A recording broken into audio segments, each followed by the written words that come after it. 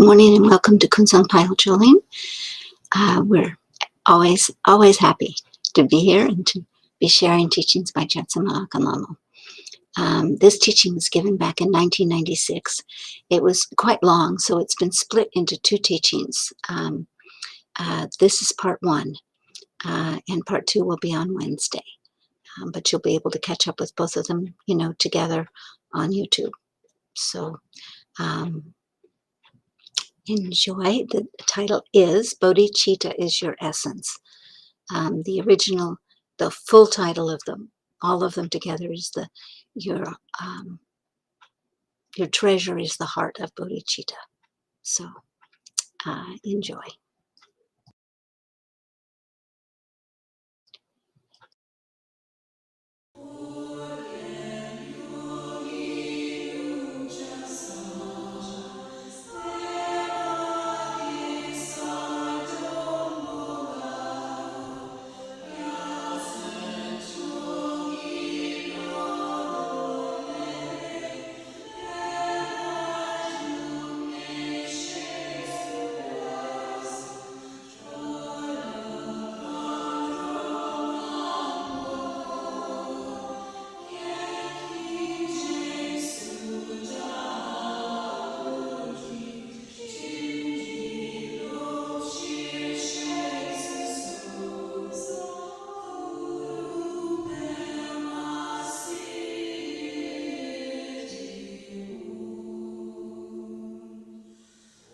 Bodhicitta is the one subject that is taught from the first moment that one enters onto the path until the last moment before one really engages in completion stage practice.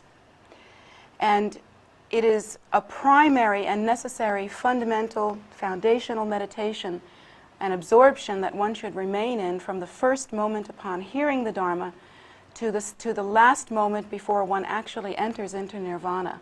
There should never be a moment when the concept of bodhicitta, the idea of bodhicitta, is part of your life and part of your heart. So what is bodhicitta? Bodhicitta means the great awakening. It has to do with the awakening mind. A bodhisattva, one who is engaged in the practice of bodhicitta, is one who is an awakening being. And the bodhisattva actually takes a vow by which they do not actually go into Buddhahood. They move further and further along what are called the bhumis, or steps, further and further into this precious state of awakening.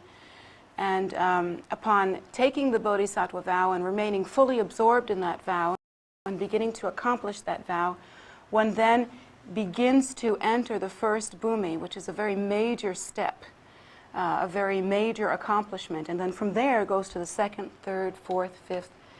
And at the 10th bhumi, one is then able to step very easily into Buddhahood, into full Buddhahood.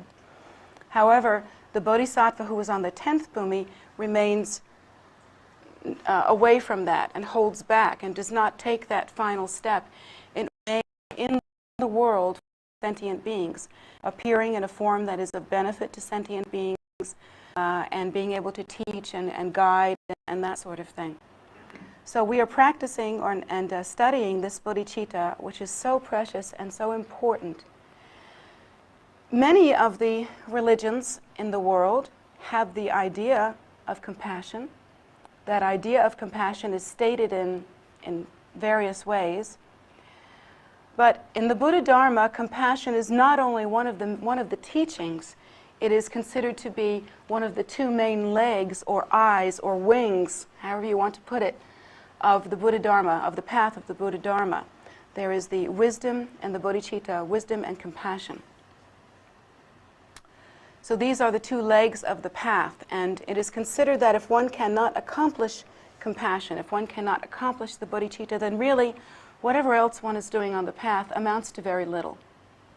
The bodhicitta is the cornerstone, it is the key, it is the essence of development, in that the bodhicitta, which is the practice of compassion, when we see it in a relative environment such as this earth, filled with material view and material phenomena, in this world of duality and relativity, When we think of bodhicitta, we think of it as a practice in order to attain, but actually in truth, bodhicitta is the very display or essence, nature of the ground of our being.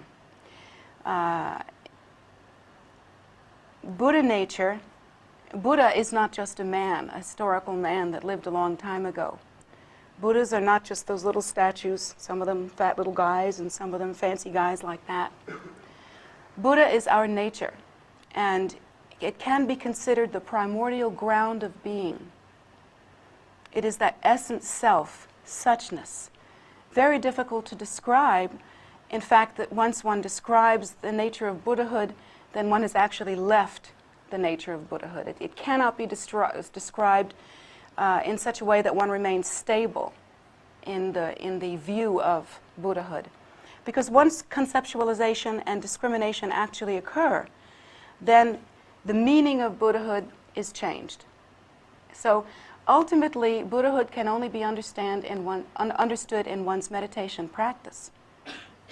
The closest we can come is to describe Buddhahood as being the fundamental ground of being. It is neither empty nor full. It is both. It is neither.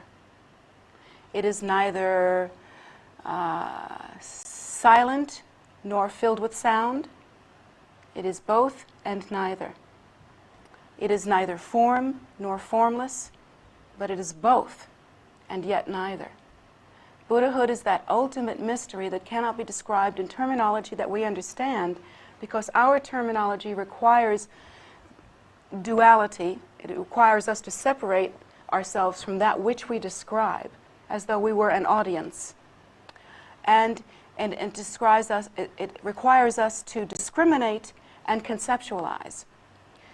Discrimination and conceptualization are not in accordance with the true view of Buddhahood, because when one realizes and gives rise to that precious awakened state called Buddhahood, one cannot detect any separation. One cannot determine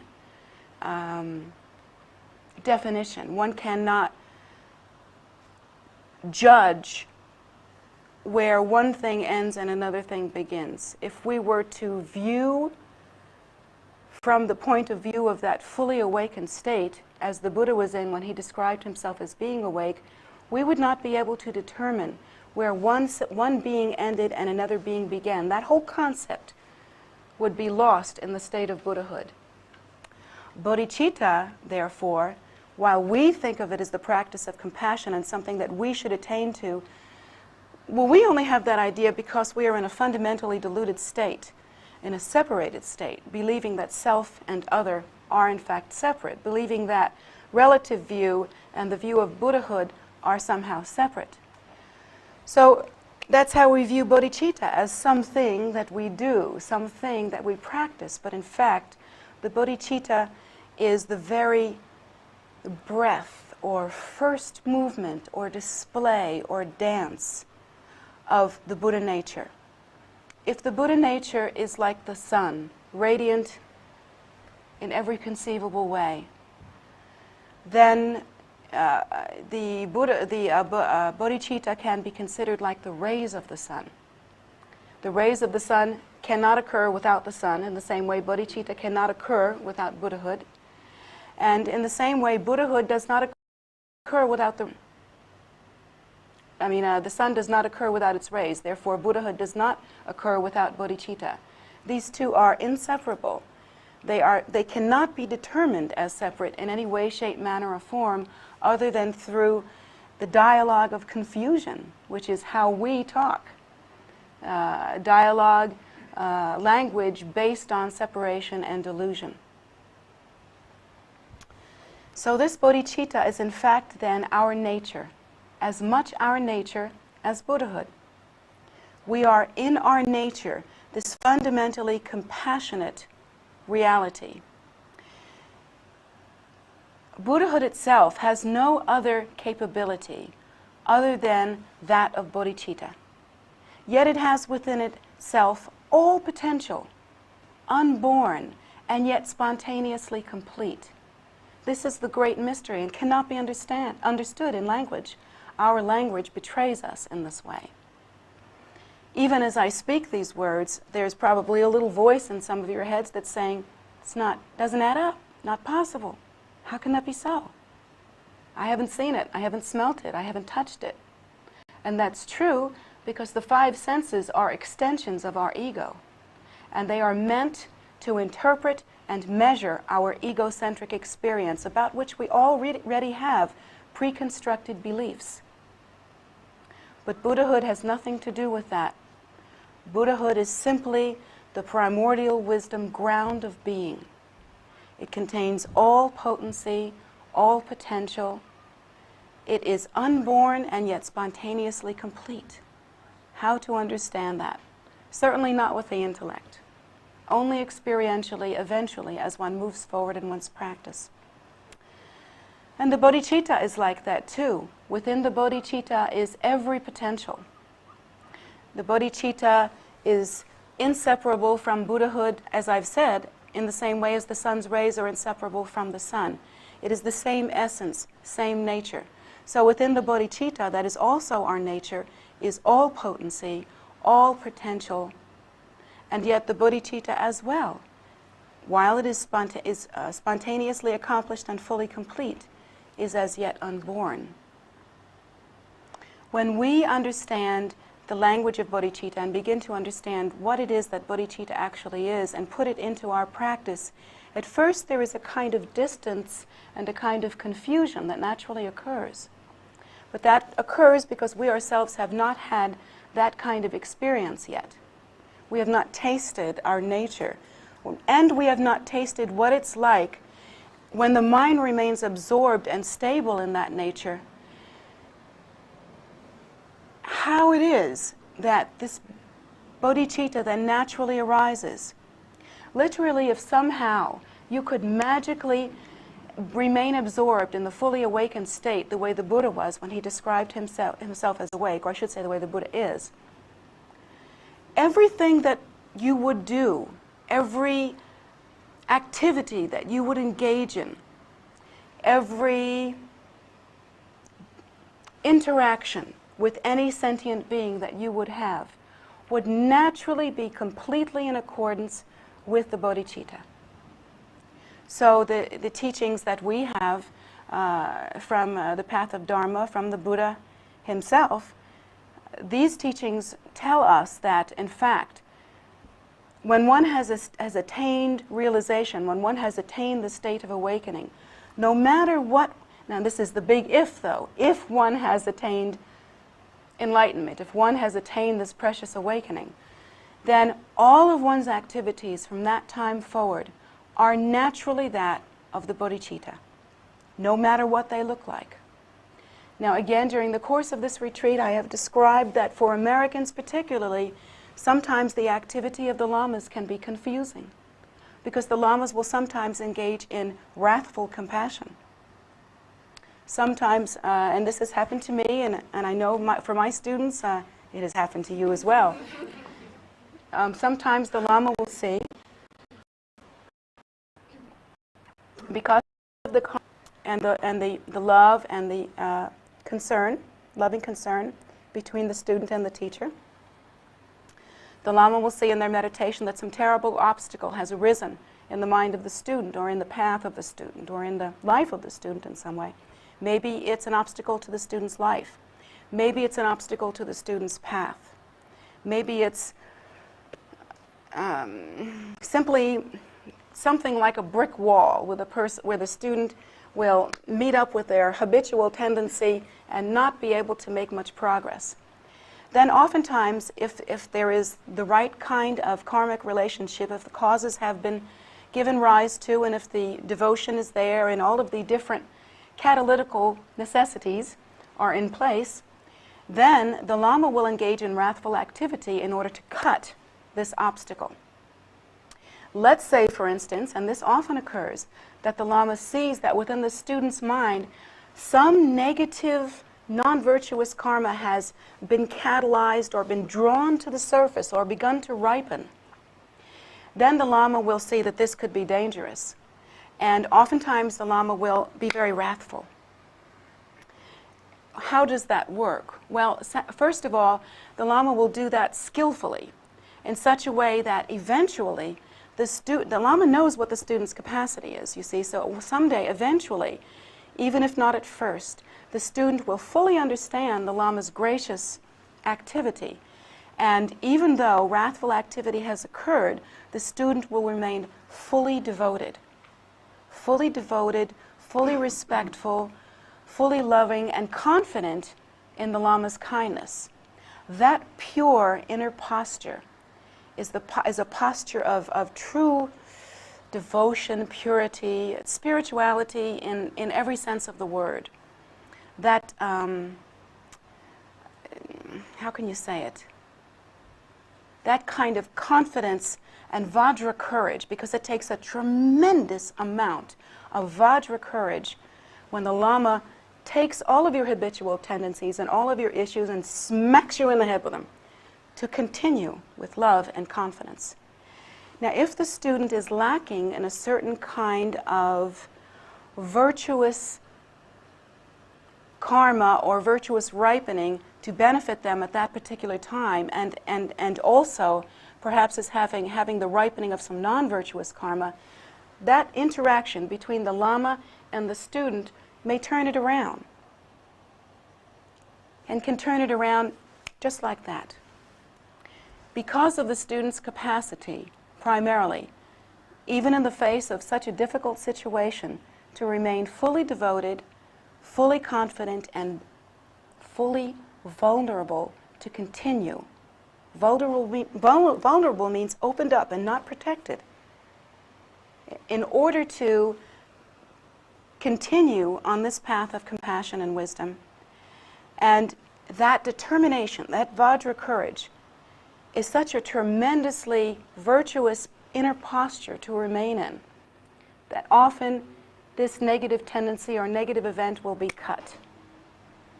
And this has definitely happened to me, as I've described once or twice before, where my own teacher, out of the clear blue sky with no seeming cause, began to be very angry at me and accused me of something that I would never do. I mean, it's just so far. It would be the equivalent of my accusing you of murdering babies with chainsaws. It's just so far from reality. It could never be true.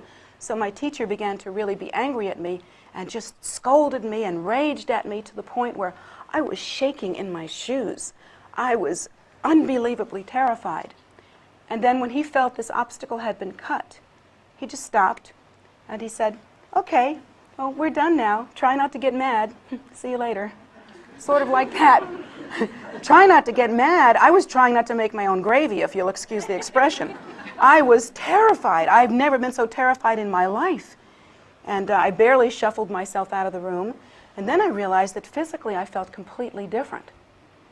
And I realized something had changed radically. And I went to my other teacher, who was also here. Two of my main teachers were here. And he said, "Oh yeah." He said, "His Holiness saw an obstacle to your health, and he cut it." And interestingly, from that time forward, I felt about 10 years younger. The ultimate facelift. And my love and respect and regard for my teacher, and also the courage to let him have his say with me, you know, the courage to really make myself spiritually vulnerable to his care, grew by that situation, because I knew in my heart that he had brought me great benefit. And so that's the kind of thing that one sees on the path of Vajrayana. And when we begin to practice the Bodhicitta, we become more in tune with the idea that regarding the suffering of sentient beings, the great bodhisattvas are willing to do whatever it takes. And so we in our practice should follow accordingly and use them as our example. Because when we look at the world today and we look at the suffering of sentient beings, when we study in the text and we see that all sentient beings, as numberless as grains of sand, grains of dust on the earth, are revolving in the 6 realms of cyclic existence, and they are suffering horribly. Horribly and needlessly.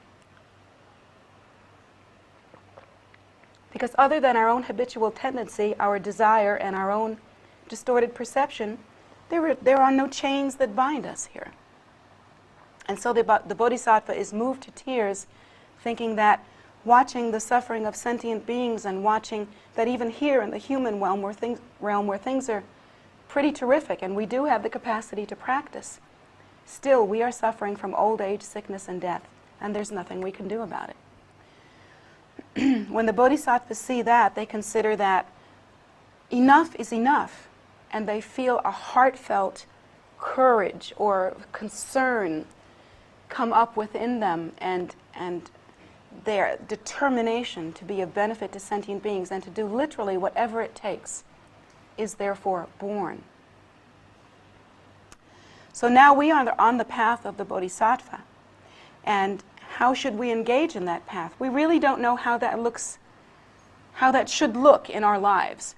The mechanical appearance of it, this is a big dilemma for Westerners. I've noticed this myself. Westerners vibe with the idea of compassion. We seem to understand it. Why is that? When so many of the ideas of Dharma seem foreign, why is it that the idea of compassion is somehow more palatable or more understandable? Well, probably because we've seen the idea before culturally in other religious systems with which we are better acquainted. So we have the idea in our minds anyway. And I think also it's because our country, we have this sort of national identity. This country, America, for those of you that are Americans, we have this sort of national identity of being a great country, or a rich country, a prosperous country, a grand country. And therefore we feel that we are in a position to minister to others. It's just kind of almost like a subtle national identity that we all seem to have. We know we've got more food than a lot of the other guys. We know we've got more clothes than a lot of the other guys. We know we have better conditions than a lot of the other guys. And so we feel ourselves to be sort of in a national or group way aware of our capacity to be an elder brother or sister in the world, on the world scene. So I really think that that's part of us. Our national identity is definitely a factor here. But where the terrible confusion comes in is that we don't know what bodhicitta should look like. When we actually get down to the nuts and bolts of our practice, something is missing. Something just flies the coop somewhere. It really doesn't quite connect in our minds. So we try to draw on these archetypical pictures that we have in our culture. And one of the archetypical pictures that we have is kind of like a saintly archetype. We have this idea of a saintly archetype. I don't know, does it come from medieval times? Probably, I would say so. I would say that we are so slow to change some of our ideas. Not our fashion sense, no, we're pretty quick on that, and not our idea of how to get educated and how to remain current in certain things in the world, but certain subtle archetypical ideas take a long time to change. And we do have this idea that compassion should be practiced and that we would look somehow like saintly. The idea that a bodhisattva has to be something that's, well, I don't know, what did medieval saints look like? Maybe a little anemic. You know, like if you were too robust, maybe if you had a pint too much blood, you wouldn't look, very saintly. You'd just look, like Tashi over there. He's a monk, but does that look like a saint to you? I mean, look at this guy. Looks like he could belly up to the bar, knock back a few. I don't think I pass for a saint either. I think I look like a makeup expert or something, a beautician. So we have these pictures, and our saintly image is, well, somewhat anemic. We have this idea that saintly people should never really let out a good guffaw, have absolutely zero capacity to find anything truly amusing, most especially not themselves. And Lord knows that saintly types have no capacity to laugh at themselves. In fact, all they're able to do, for the most part, is to roll those eyes ever skyward and look pure. Does this look pure? So we have some kind of weak, ridiculous idea, actually, of what sainthood, of what compassion ought to look like. Well, I don't think compassion looks like that at all. I think compassion can look like a banana, if that's what sentient beings need. I think compassion can look like a puppy dog, if it brings comfort to sentient beings. I think compassion can look like exactly whatever it takes without judgment. That's what I think compassion can look like. And actually, all the teachings about the great bodhisattvas is that they will literally appear in any form, whatever, in order to bring benefit to sentient beings. And even in the Guide to the Bodhisattva's Way of Life, which I hope each and every one of you will buy a copy of at some point. In that particular text, there are many prayers, and these prayers are beautiful and just heart-wrenching. And they sound something like, let me return as a bridge so that sentient beings may cross. Let me return as food so that sentient beings will be nourished. Let me return as shelter so that sentient beings will be protected. And it's this heartfelt cry to return in whatever form necessary in order to be of benefit to sentient beings. So I don't think that a bridge or a banana or whatever it takes it will necessarily look like some anemic, saintly thing. Instead, I think compassion can be pretty exotic and meaty stuff. I think it can look like meat and potatoes. I think it can look like whatever it damn well pleases, so long as it gets the job done. Now, how are you going to practice bodhicitta? That's the question. What's it going to look like for you? Do not make the mistake that so many people make by trying to adapt a saintly demeanor where everything is love and light and we have no real feelings, only the fabricated ones. All of those neurotic little ulcers in our personality are all neatly covered with Band-Aids, and we're not seething underneath them at all. That's not the mistake you want to make. That's not even what compassion looks like. Why should it? What difference could it possibly make to any other person, really and truly, that you look saintly? How is that going to help someone else? Unless that's exactly what that person needs to see. And then as a bodhisattva, that's what will happen. But I have to say, for the most part, my experience has been that love is not neatly tied up in little bundles or appearances. It doesn't fit in a box necessarily. Love, we should all know by now, if not we're just stupid, love is not convenient. It is just not convenient. Love is messy. Love requires a great deal. And it doesn't have any particular appearance because it appears as exactly what it needs to appear as.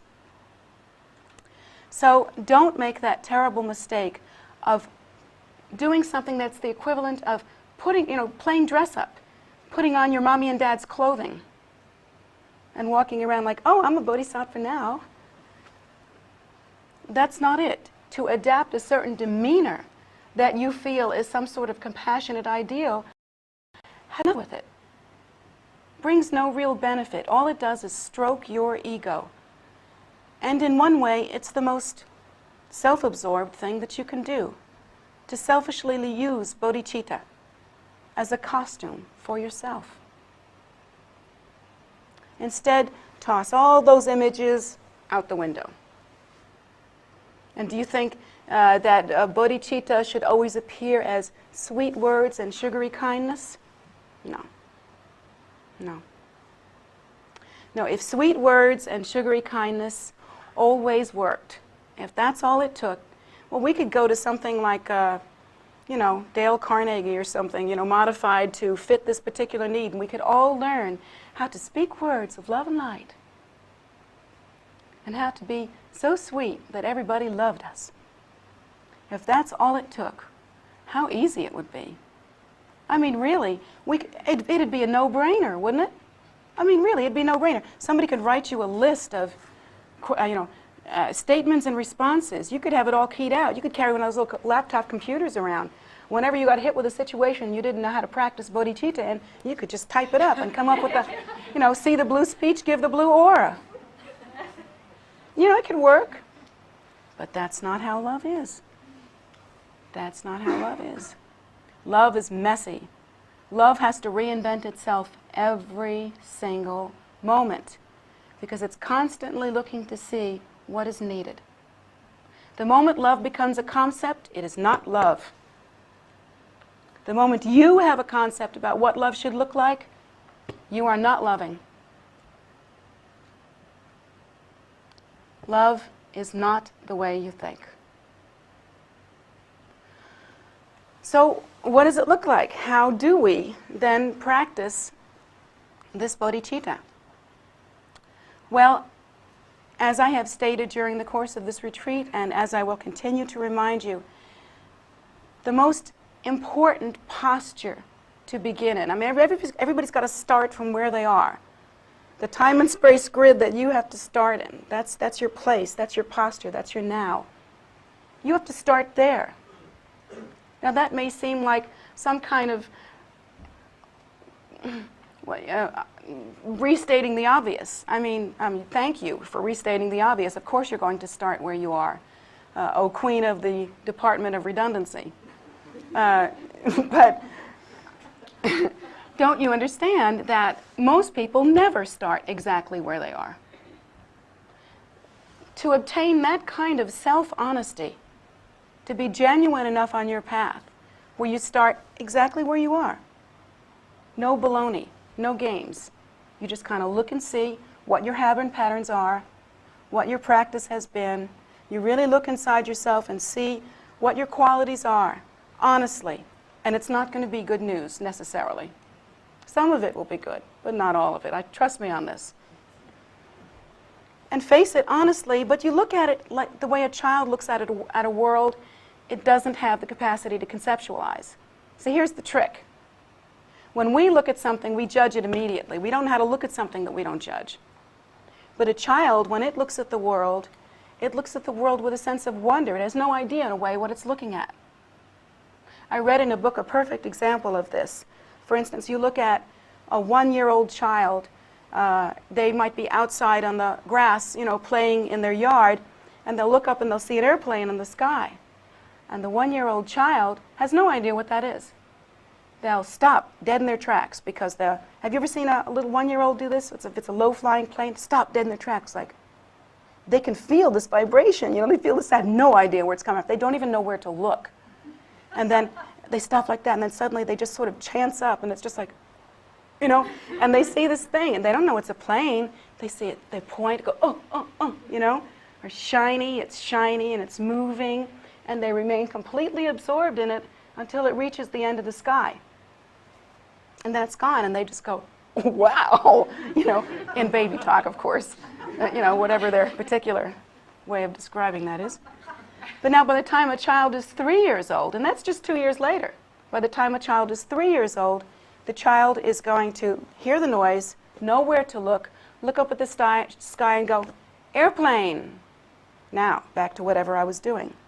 That wonder, that freedom to reinterpret, to actually see everything, is gone. Literally from that point on, we never see another airplane. So it's like that with all of our ideas and concepts, and particularly our concepts about ourselves, our concepts about love, these subtle concepts.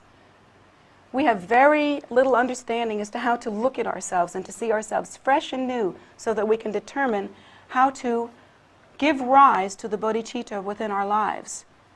That takes a great degree of self-honesty. I'll tell you what, if you are not willing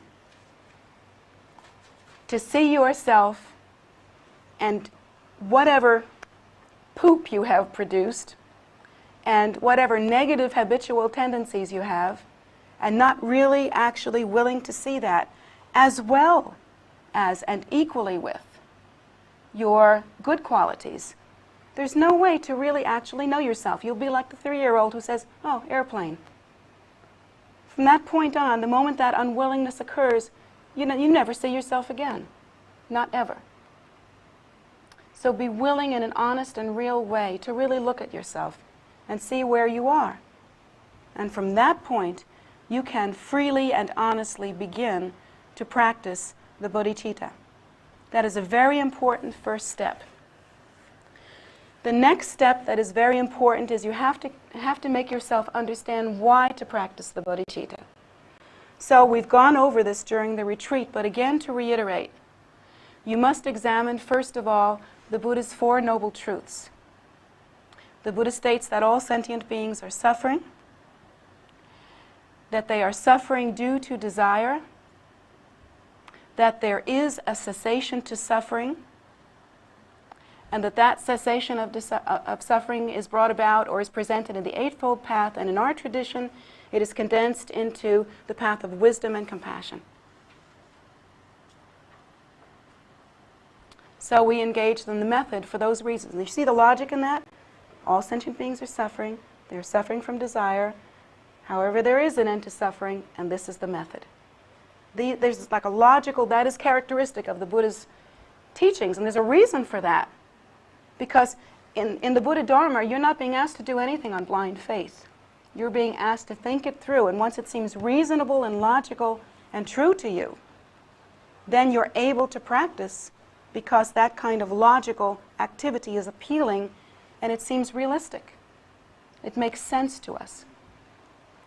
So then the next thing we have to do is we have to examine the thoughts that turn the mind. And again, these, if you're interested in hearing this, even if you weren't on this retreat, you certainly may hear the tapes of my teachings during this retreat, and you may buy them in the gift store. So that's available to you. These thoughts that turn the mind towards Dharma are contemplations, and we are taught really interesting and thought-provoking and very profound and deep sets of concepts and ideas, such as really examining, for instance, the 6 realms of cyclic existence and all the faults of cyclic existence. Really examining that closely and truly so that we can understand is extremely important. Once we examine the faults of cyclic existence, we can see that cyclic existence is a bit like a drug. And therefore, we can steel ourselves, in a way that we could not if we did not understand how narcotic cyclic existence actually is.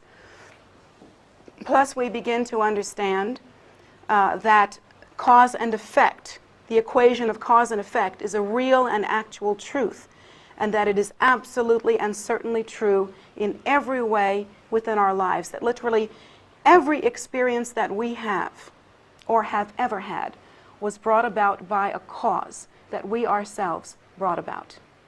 That actually cause and effect relationships, the entire equation between cause and effect, arise interdependently. They rise not separately, but as one.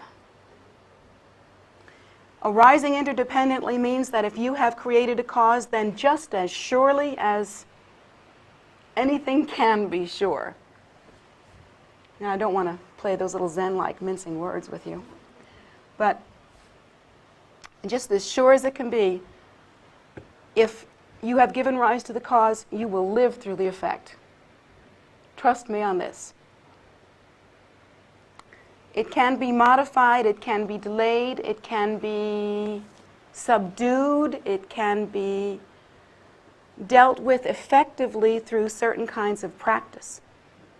But you still will realize the effect of any cause that you have produced. Now, learning that particular teaching and really examining cause and effect relationships, really examining that virtuous karma, for instance, brings about happiness and good result.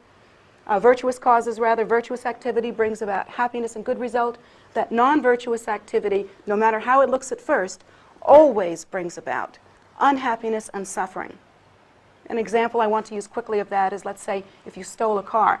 At first you might have a great time riding around in the car, but eventually that event will either ruin your life, if not this one, but in some time, if not now, then it's surely in the future. It will make suffering and unhappiness for you, and it will not be worth it. But you won't know that because you won't connect unless you have the training that cause and effect relationships are actually related.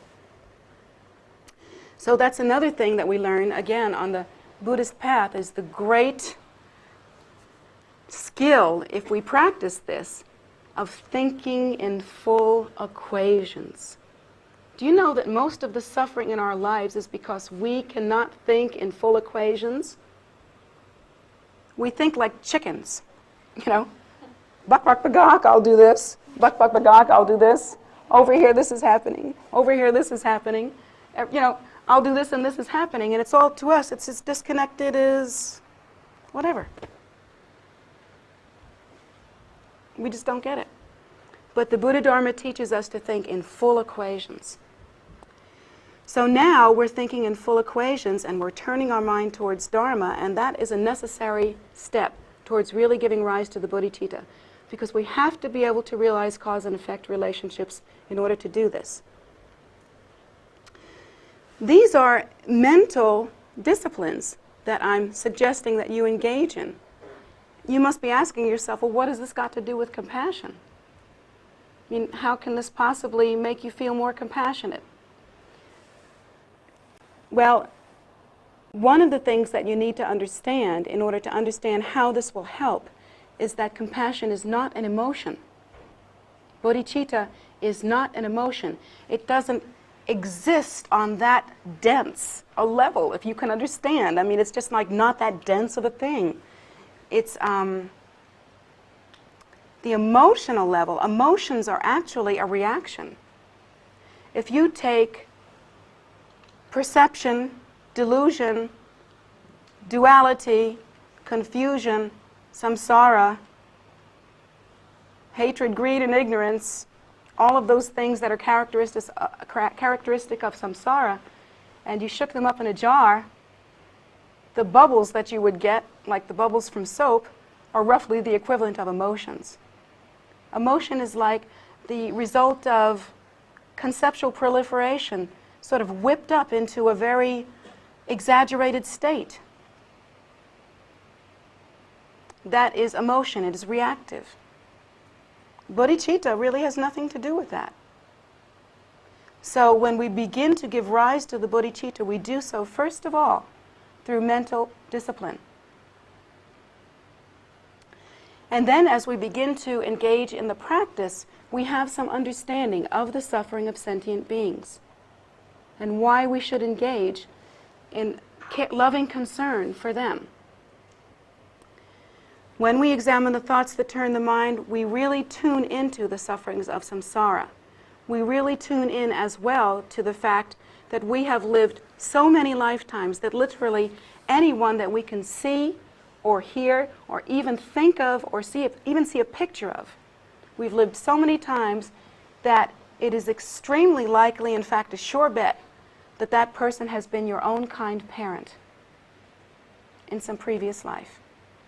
That's how many times that we have lived. And yet, these beings are wandering in samsara just the way a bee circles around in a jar if it's caught in a jar, with no hope, no clueless, just absolutely clueless as to how to create the causes by which suffering might end. And they are wandering in this terrible suffering. Once you learn that in a discipline, train your mind not to ignore that, because we like to ignore that. We like to just try to kind of surf on the sensual pleasure of the moment.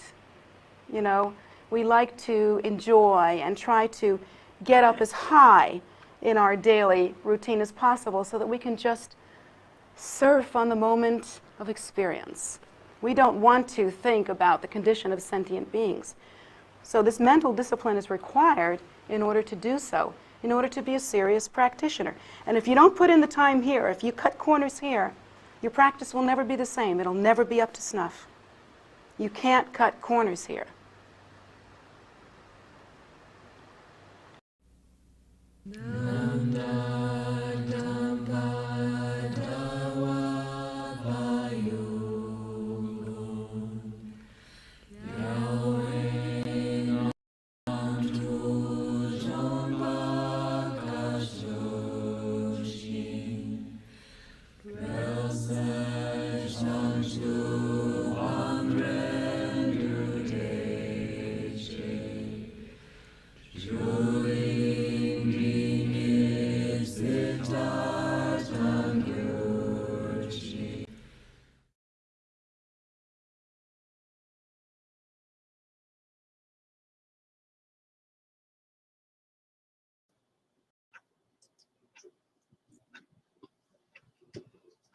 thank you all very much for being here today. And that was part 1. Part 2, again, will be the second half of this teaching will be on Wednesday evening at 7:30. Same channel on YouTube. So join us then for the second half. In addition, we have meditations every Saturday and Sunday, both in person at the temple and on YouTube at 10 a.m. Medicine Buddhas are on Facebook every evening at 7 p.m. And then we have a soak ceremony every day. The times vary. The best thing to do is to go to the calendar, which is on tara.org. And you can find it on the page listed on the chat.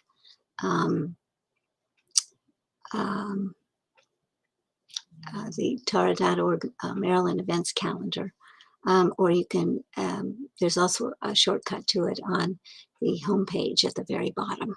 So you can go there as well. And when you find the calendar, you just find the date and time, click on the event, and you'll find out what the practice is and what time it is. And with any luck, it won't change. But you can then join in. You'll be able to download the practice and join with us. Later today, we will have the Rigzen Dupa soak at the Guru Rinpoche statue at 2 p.m. And we're looking forward to that. We haven't been able to do that for a couple of weeks, and hopefully it's going to be warm enough and dry enough. So join us on Facebook in that situation, because across the street doesn't have the internet capability yet to send a strong enough signal that YouTube will watch it. So so many other things going on here at the temple. Probably one of the main activities right now is Buddhist Relief, KPC Buddhist Relief. It's gotten so big and so extensive that we've started its own website so that you can keep up with all of the activities there. But so many donations for so many people. There are so many people who are food insecure, just even in this county. And it's heartbreaking. So we're just doing all we can to be a part of all the different machinery that goes into play to fix something like that, or to at least provide stopgap help. There are food hubs that people can go and get supplies. And there are soup kitchens that provide meals for people. There are a variety of things in the area, and we supply a lot of the food now for that. So we're part of the supply chain for all of these kinds of things. It's taking a lot of volunteers. We had to buy a truck because we were practically totaling everybody's cars with so much food, over a ton, often in a delivery. So people's chassis were starting to come undone, and we had to do something about that. So we did. We got a van, and we had some volunteers who donated up some money, and off we went. We bought a van, and it's really wonderful because it's making it much, much easier, and we're able to deliver more, and it's easier to do. But in addition to just the driving activity, there's shopping, there's driving, there's sourcing, there's finding ways of getting the best food to people in the best formats. Hard to say how many different challenges there are, but probably if you're interested in volunteering, you would probably have a place for you. And if you'd like to donate, we would love that too. You can do it directly to KPC Buddhist Relief, or you can, that's probably the best way. But in addition, a lot of other things at KPC, and that would be, the animals and the farm, the gardening. It actually supports some of the Buddhist relief activity, and the Dharma activities. in a couple of weeks, there'll be an announcement out soon. So if you haven't signed up for our emails, go on tara.org and do that. Kempo Norgay will be coming the weekend of the 11th and 12th, and he'll be giving teaching and empowerment on Chinrezi and Amitabha. So we invite you to join us for that. If you're in the area, that would be great. We'll have to talk to him. I'm fairly sure he'll let us put the teachings up online, but usually the empowerments are not. But I'll see what he says. So that's where we are right this moment. We're always so glad to have you, and so glad to be able to provide these teachings. And if you want to make an offering directly to Jetsunma, you can do that, jetsummagift@gmail.com. And that's goes straight to her. That's her PayPal address. So take advantage of that, make a close connection, and off you go on your path. So have a wonderful week. Hope to see you later. Take care.